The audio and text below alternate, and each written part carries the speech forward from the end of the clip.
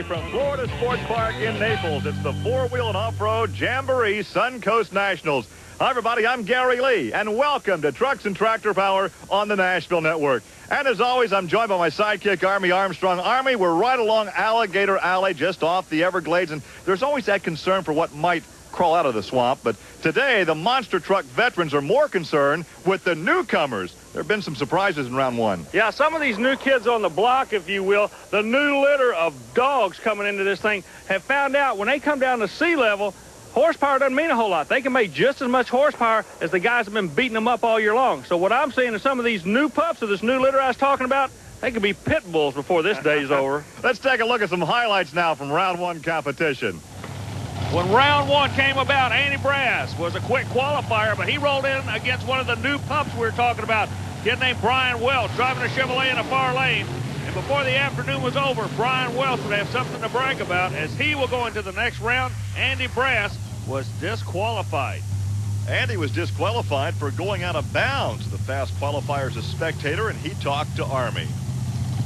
Well, Andy, rules is rules. You got to live and die by them. Yeah, that's right. You know, we was looking at the track when we first went out there today because we had a controversy over the first car. The one in the left lane seemed a lot shorter, you know, and we was really concerned about, you know, if a guy's 3 feet off on a car, you know, it can make a big difference. So we went out there early, we measured the track off, and we got everything equal on it, you know, and I guess we just missed her by an inch, and that's all it takes. Well, that would not be the only upset for the Bob Chandler Racing Team. Gene Patterson in the far lane.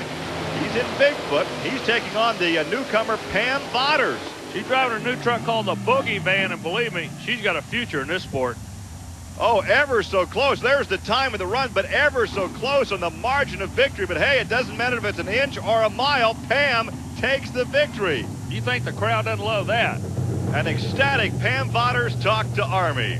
Pam, congratulations. Thank you. This is a dream come true right here. It sure is. I'm running out here with the toughest boys in the world, and to beat Bigfoot, that's a big thing.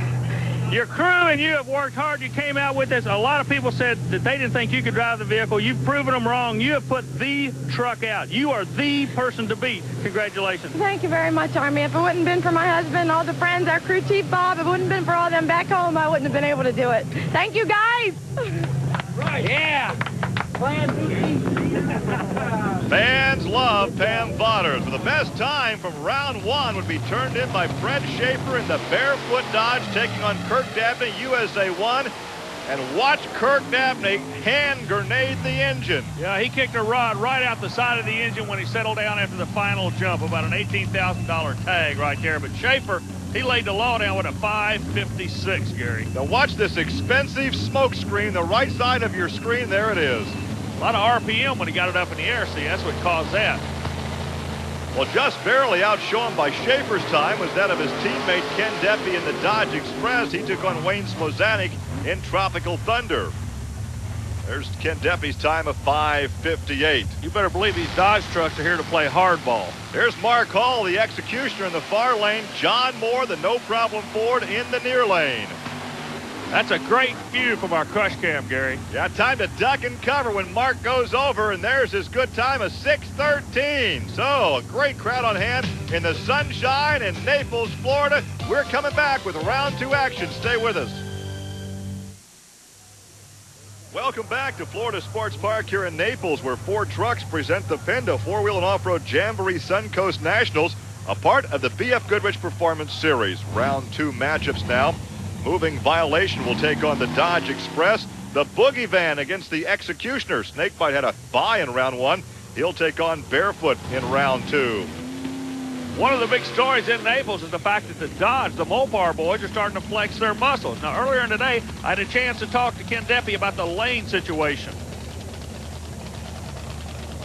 Yesterday, qualifying, it seemed like the left lane was just a little bit slicker on the starting line than the right lane was, so that you didn't get quite as good a bite. Today, I think they're pretty even. At least that's what it seems right now. So Deppy in his Dodge will pull alongside the Chevy Moving Violation. And that is a look in the cockpit. Brian Welsh, he is here by virtue of the disqualification in round one. You saw the fast qualifier Andy Brass and Wildfoot get DQ'd for going out of bounds. So now action begins in round two. Chevrolet versus Dodge. A A look from the crush cam as the Dodge Express takes the victory. Ken Deppy. Yeah, with the movement violation, Welch goes to 6:06, and remember in this sport, the quick loser of the previous round is eligible to come back. He may not be over by the end of the day. Meanwhile, Deppy drills it with a 5.56. So Deppy advances. Brian will have to wait and see if indeed he is the fast loser. We take one more look at the big Dodge Express and the victory in the near lane. And Army, I think you're down there with Ken. Ken Deppy looking good out there today, looking real smooth. Thank you, Army. Yeah, the truck seems like it's running real good. Thanks to Dodge for the strong motor in here. Even if I make a little mistake, the motor seems to make up for it.